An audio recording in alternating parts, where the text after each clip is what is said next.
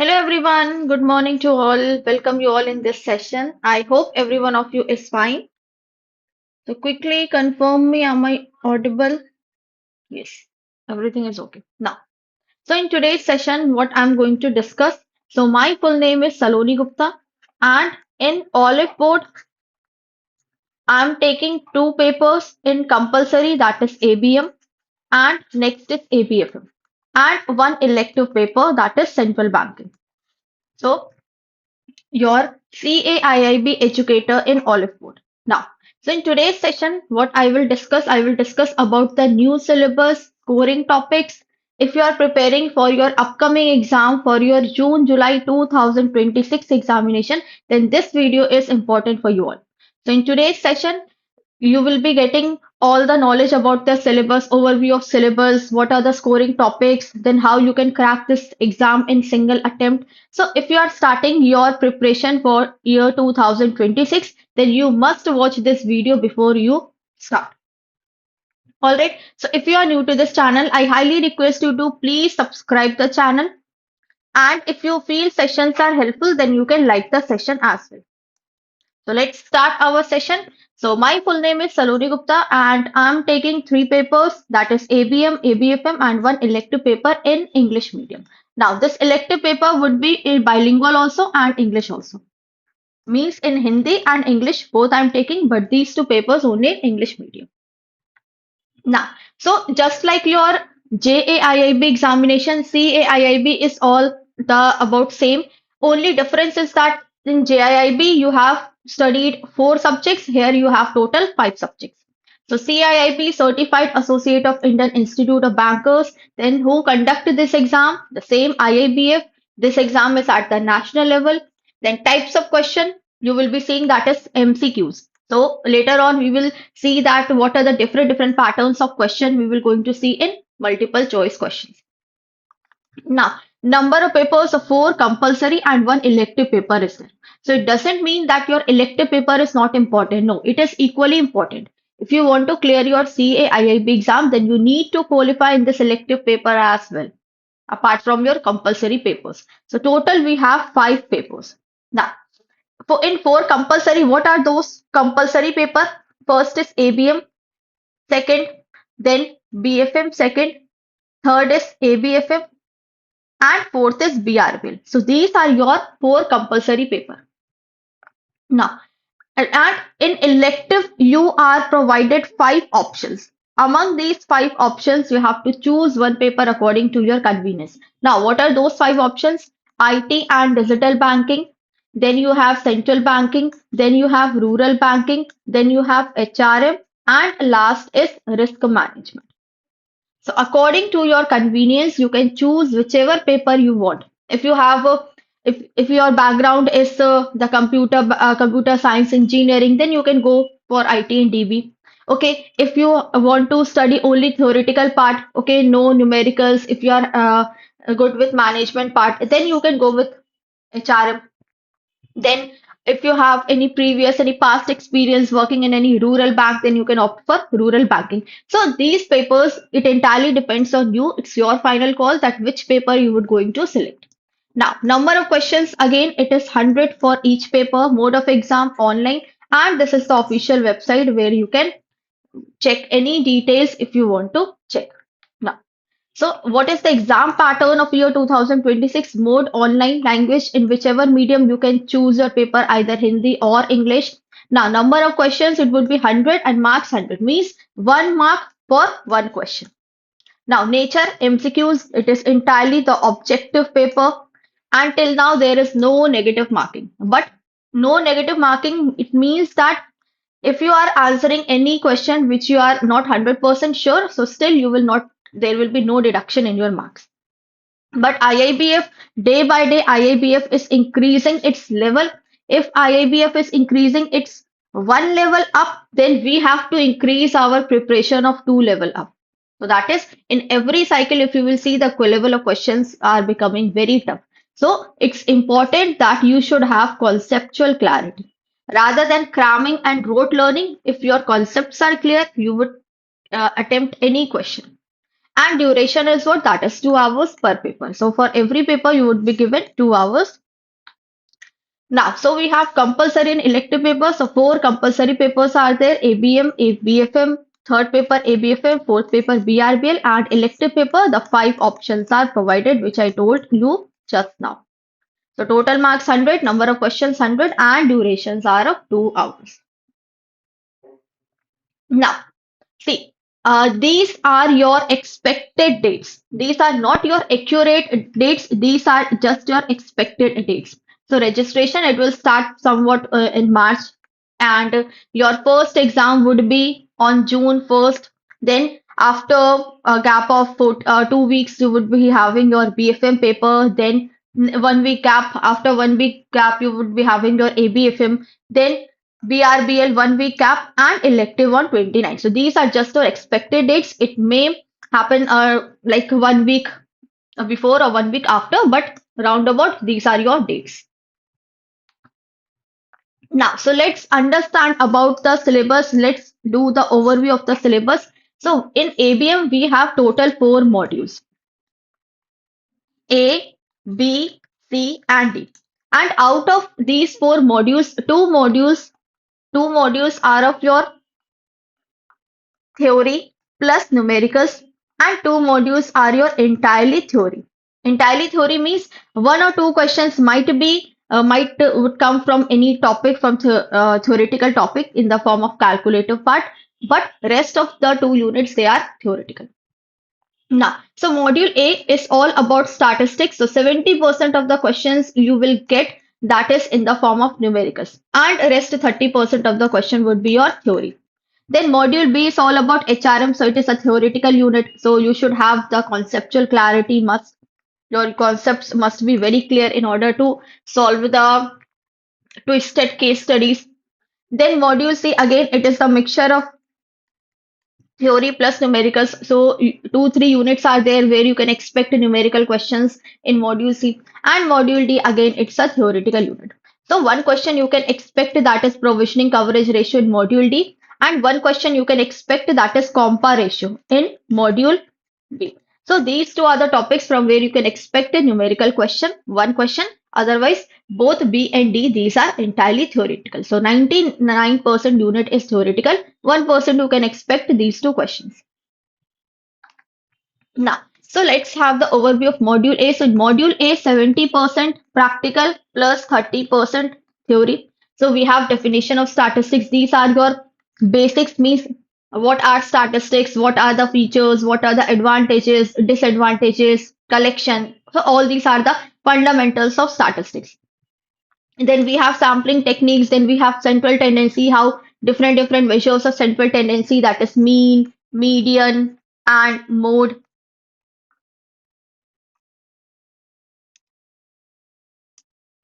Then dispersion, how much your data is dispersed from its actual point, the skewness, the kurtosis, the correlation, how two variables are correlated to each other, what is the effect of one variable on the other, then different types of time series, theory of probability, so binomial, Poisson distribution, estimation. So these are all the units that we have to study in module A, statistics. And we will do, see, how we are starting. So we are starting with our theory first, that is module B, then uh, one practical unit, then again one theoretical unit, and one practical unit. So this is our strategy to complete the entire syllabus. So we will do module 8 last, so that not in a hurry we don't have to complete this module. We will take extra time to complete this module 8, statistics. Now, next unit is all about HRM, so human resource management. So unit number 11, it is very important. Now, and unit number 10 is all about the basics of HRM. Then we have how what are the implications of humans in the organization, how they react in organization, how the employees, the managers, they have to keep happy their employees. Now, employees feedback and reward system. So why there is a need of taking employees feedback in the organization? So to know that is there any problems arising, or these employees, they are working in the ground level, so they know the reality well. So these things, why we are treating our humans as resource, because they are the important asset of your company. Then after working, so you would provide them the performance management, performance appraisal on the basis of traditional methods, on the basis of modern methods. Then if people they are working in your company, definitely their views will not match, sometimes their opinions would not going to match sometimes, so they will be having conflict. Now how to manage the conflict, what are the negotiation skills, what is batna in their batna, this we will study. So these are how to manage conflict. And last is, when you are integrating IT in HRM, then what would be the effect, ultimate effect on the organization. So unit number 11, unit number 12, unit number 14, unit number 15, unit number 16, these units are very, very important from module B. And more questions you will expect in the form of case study. So remember, those units which are entirely theoretical, you will see more case studies from those units. Like module B we have, module D we have. So that is why the concepts must be clear. If your concepts are clear, then you can do any questions. Now, module C is all about credit management. So, how to manage credit. Now, this module, it is entirely related with your practical life. Like daily, you are managing the loans, you are checking the loans, you are doing the documentation, then you are verifying, then you are disbursing the loans. So, this is all about that in the form of theoretical part. Now, so again, this module is bit lengthy. It contains total 9 units, starting from unit number 17 to unit number 25. Now, 17 is, so in every module, you will see the first unit, it tells only the fundamentals of that module. What is credit management? Okay, what are the things that we have to consider when we are managing the loans, credit? That is just about overview. Then unit number 18, it is a practical unit, theoretical plus practical. So it includes ratio analysis. So before providing loans to the borrower, you have to see the borrower's financial statement, the company's financial statement, the balance sheet, the ratio analysis. So that is analysis of financial statements in unit number 18. Then working capital finance. So it is for short-term period. If you are taking a loan for a short-term period, then working capital finance is provided. Term loans are for long-term. Then credit delivery and STP. So STP is it is the process, it is the method through which credit delivery is made easy. Then after providing credit, the banks will do the credit control and monitoring. Then risk management, credit rating. So without checking the credit score, without checking the credit ratings, without seeing, bank would not going to disperse the loans to the borrower. Then, if borrower is unable to repay the loan to the bank again, repay the loan to the bank, then bank will use different courses of action to recover its amount, and that is restructuring, rehabilitation, recovery. And at last, when from all these three courses of action, still the bank is unable to recover its money, so bank will use which law, which method? That is IBC Code 2016. Insolvency and Bankruptcy Code 2016. So this is how bank will going to recover its amount from the borrower, from the corporate data. So this was all about module C, the all about credit management. And you have to study this in a sequence manner. It's not that first you will read the loan policy of the bank, then you will start doing credit control. No. Loan policy of the bank, then credit appraisal is there, then credit delivery is there, or credit disbursement is there, then credit control, credit monitoring. So these are to be studied in a sequence manner. Now, next we have module D. So module D is all about rules and regulations. Rules, regulations, guidelines that the RBI frames and all the banks they have to follow. So module D is compliance in banks and corporate governance.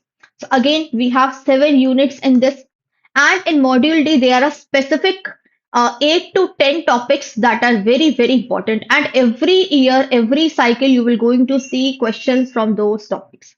Like whistleblower policy we have, then layers of NBFC we have, different types of audit we have, different types of risk we have, integrated GRC framework, then chief compliance officer, what are the roles and responsibilities of CCO, listing of securities, So, SEBI, LODR. So these are the 8 to 10 topics that you will going to see questions in every attempt.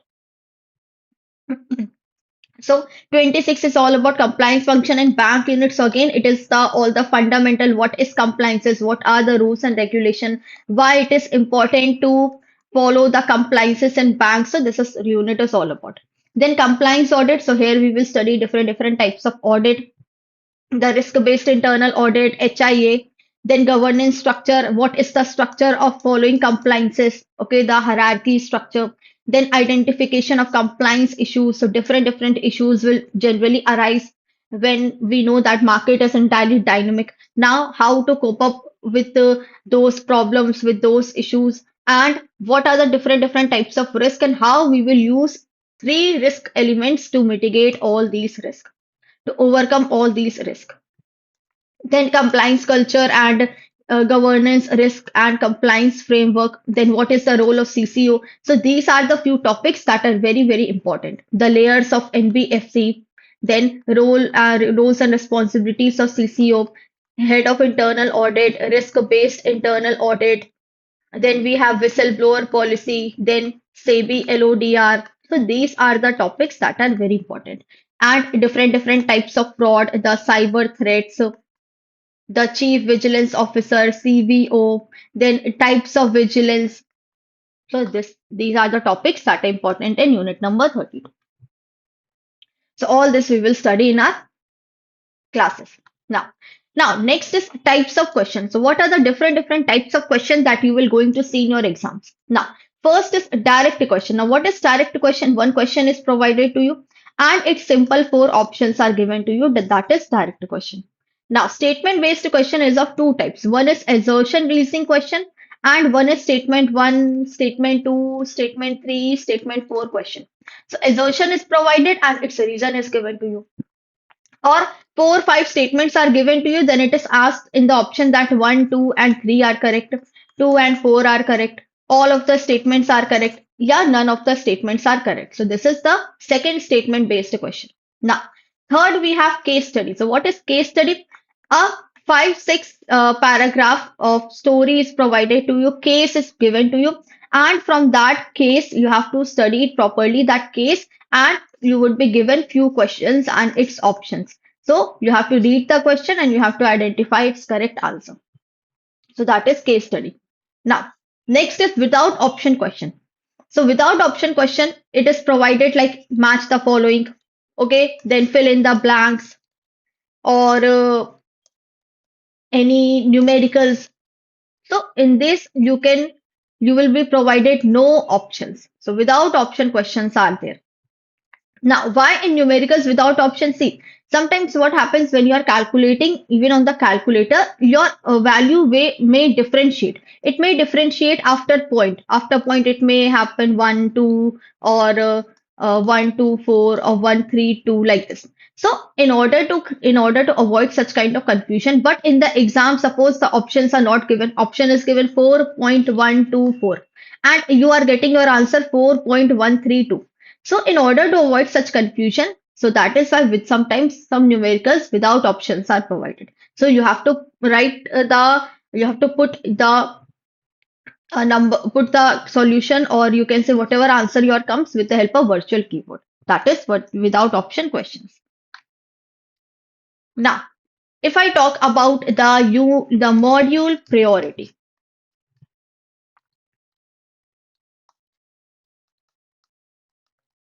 See, now it's not that in this year more and more questions were from module C. So next time more and more questions will be from module C only. No, it's not every time possible.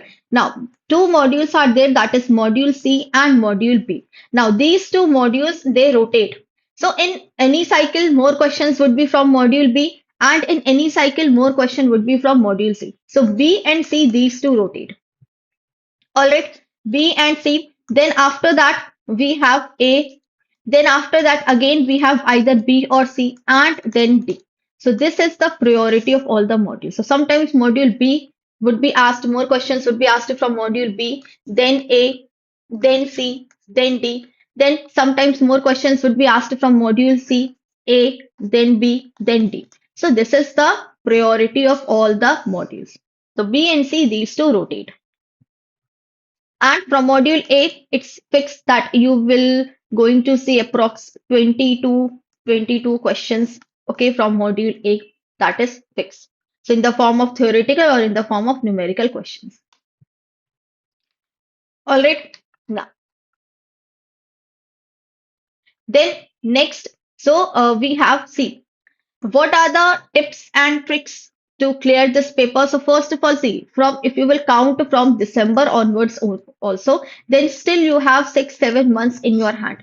So this is a huge time, okay, a lot of time you have been provided. So it's better when you are preparing for any paper, start making notes with itself. So when you are watching any session, okay, and you feel that okay, these are the keywords, these are the highlighted points. So start making notes parallelly at that time when you are watching the session. So what happens when the examination time comes, then there is very less time left for you to revise all these things. So in that time, you don't have sufficient time to revise all the lengthy PDFs, all the lengthy notes. So at that time, your handwritten notes will help you a lot. So that is why you have lot of time. So start making your notes parallelly, watching the section, and whenever the exam time comes, so these notes will help you a lot. So handwritten notes, they play a very important role. And be consistent.